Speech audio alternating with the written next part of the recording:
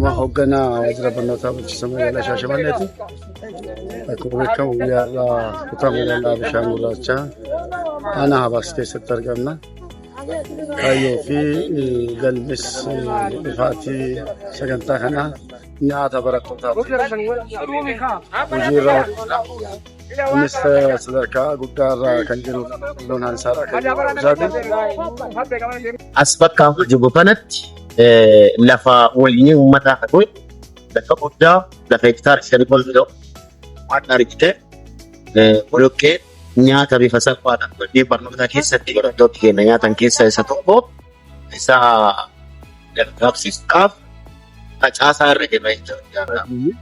Nyaata barataa manneen barnootaa dabaluudhaaf sochii guyyaa addaa argaa jirtan kanaan lafti naannoo hektaara 4tti kalaafu nyaata maatii fi aanaa Habaas keessatti gaggeeffamaa jiru.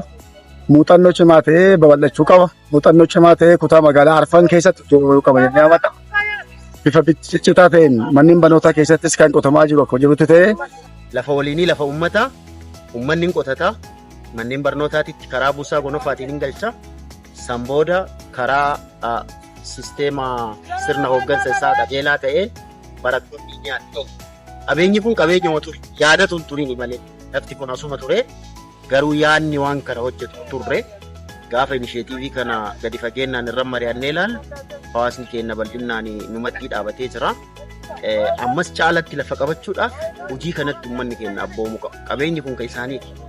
Ijoolleen nyaattotunis isaaniiti. Waan ta'eef kunuunsa isaas facaasanii biraa galuu odoo hin taane haga xumuraa hordofanii gaafa oomishamee galus sirna bulchiinsa isaas karaa gambaatiin hordofamee karaa qajeelaatiin barattootaaf barattoota qofaaf akka oolu taasisuudha. Hirmaannaa addan cinnes gochuudha. Qabeenya gara biraa geessinuu miti.